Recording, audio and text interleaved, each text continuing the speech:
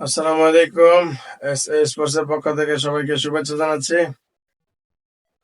Toss জিতে প্রথমে batting করার সিদ্ধান্ত নিয়েছে আফগানিস্তান। বাংলাদেশের সেমিফাইনালে যাওয়ার ইকুয়েশনটা আসলে আরো কঠিন হয়ে গেল, কেননা বাংলাদেশকে টস জিতে আফগানিস্তান ব্যাটিং করার সিদ্ধান্ত নিয়েছে। তো তাহলে বাংলাদেশকে 13 ওভারের মধ্যে সেটা টপকাতে হবে। এখন আফগানিস্তান যত রানই করে, এখন আফগানিস্তান যদি 150 রান করে তাহলে সেটাকেও 13 ওভারের মধ্যে টপকাতে হবে। যদি 180 রান করে, সেটাও আসলে 13 ওভারের মধ্যে টপকাতে হবে, যেটা আসলে বাংলাদেশের পক্ষে ইম্পসিবল। কিন্তু ইম্পসিবল ঠিক আছে, কিন্তু বাংলাদেশ হবে না অথবা পারবে না বিষয়টা এরকম না, হলে হতেও পারে। ট্রাস্ট অবশ্যই রাখা জরুরি, ট্রাস্ট রাখতে হবে। তো যারা আসলে, আমরা শুধু প্রেডিকশনই করতে পারবো, যারা আসলে মাঠে ক্রিকেটটা খেলে তারাই অবশ্যই এটাকে বাস্তবায়ন করতে পারে। তো সেক্ষেত্রে যদিও আফগানিস্তান আসলে বুঝতে পেরেছে তারা আসলে শুধুমাত্র ম্যাচটা জিতলেই চলবে, তারা চলে যাবে সেমিফাইনালে। আর বাংলাদেশ যদি পরে ব্যাটিং করে তাহলে বাংলাদেশের জন্য ওই যে 13 ওভারের ইকুয়েশনটা আসলে এর জন্য আর একটু কঠিন হয়ে গেল। যদি বাংলাদেশ প্রথমে ব্যাট করতো, ব্যাট করে যদি 180 অথবা 190 রান করতো, তাহলে আফগানিস্তানকে যদি 120-130 রানের মধ্যে যদি অল আউট করা যেত, তাহলে সেক্ষেত্রে বাংলাদেশের একটা সম্ভাবনা থাকতো, যেহেতু 62 রানের একটা ইকুয়েশন আছে। তো সেটা হলো না, এখন পরে ব্যাটিং এখন আরো কঠিন হয়ে গেল বাংলাদেশের জন্য। 13 ওভারের মধ্যে জিততে হবে, দেখা যাক। আহ আমরা অবশ্যই আশা করি বাংলাদেশ 13 ওভারের মধ্যে সেটা টপকে যাবে, যদিও দিন শেষে আমরা হতাশই হই সবসময়। তো এবার আর হতাশ হব না আশা করি, এবং সেমিফাইনালের যাওয়ার স্বপ্ন নিয়ে আসলে মাঠে নামবে বাংলাদেশ।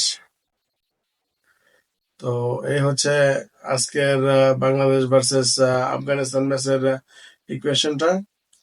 আপনারা আপনার নিজের পার্সোনাল মতামত অবশ্যই জানাবেন, এবং আপনাদের মতে আসলে কোন 4টা দল আসলে সেমিফাইনালে খেলতে পারে এবং সেমিফাইনালে খেলার জন্য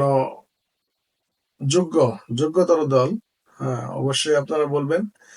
তো আমি তো আমার প্রেডিকশনটা আমি আগেই জানিয়েছি। তো সেখান থেকে এখন অস্ট্রেলিয়ার অবস্থাটা খুব একটা নড়বড়ে হয়ে গেছে।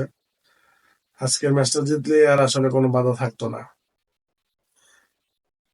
কিন্তু এবারের এই টি-20 ওয়ার্ল্ড কাপে আসলে চ্যাম্পিয়ন দল হিসেবে আমি আসলে ইন্ডিয়াকে এগিয়ে রাখবো। এখনো আসলে ইন্ডিয়াকেই দেখতে পাচ্ছি চ্যাম্পিয়ন হওয়ার মতো। তবে ইন্ডিয়াকে আটকাতে পারে অবশ্যই ইংল্যান্ড এবং অস্ট্রেলিয়া। যদি এই দুইটা দল যদি সেমিফাইনাল যেতে পারে, তাহলে অবশ্যই ইন্ডিয়ার সাথে আসলে খুব একটা হাড্ডাহাড্ডি লড়াই হবে। অন্যথায় অন্য কেউ যদি ফাইনালে ইন্ডিয়ার সাথে যা আসলে খেলা হয়, তাহলে সেক্ষেত্রে ইন্ডিয়ায় চ্যাম্পিয়ন হওয়ার মতো দল আর কি। তো যাই হোক, দেখা যাক আসলে কারা কারা সেমিফাইনালে যায় এবং সেমিফাইনাল থেকে কারা ফাইনালে যায়। তো আমরা তো এখনো আশা ছাড়ছি না, যদিও আমাদের রাস্তাটা অনেক কঠিন, তারপরেও আসলে আশা ছাড়ছি না, যেহেতু এটা বাংলাদেশের ক্রিকেট ইতিহাসের সবচাইতে সফলতম বিশ্বকাপ। যদিও এই বিশ্বকাপে আমরা খুব একটা ভালো খেলিনি, যে কটা ম্যাচ আসলে জিতেছি সেটা আসলে আমাদের বোলারদের কৃতিত্বের কারণে আমরা জিতেছি, এবং ভাগ্য আমাদের সহায় ছিল। ব্যাটসম্যানদের এমন কোনো পারফরমেন্স ছিল না যে কারণে আমরা আসলে একটা ম্যাচ জিততে পারতাম। তো তারপরেও এখানে আমরা ম্যাচ জিতেছি, আলহামদুলিল্লাহ। সেমিফাইনাল, ফাইনাল আসলে এটা আসলে কোনো বিষয় না, সেমিফাইনালে যাক অথবা না যাক।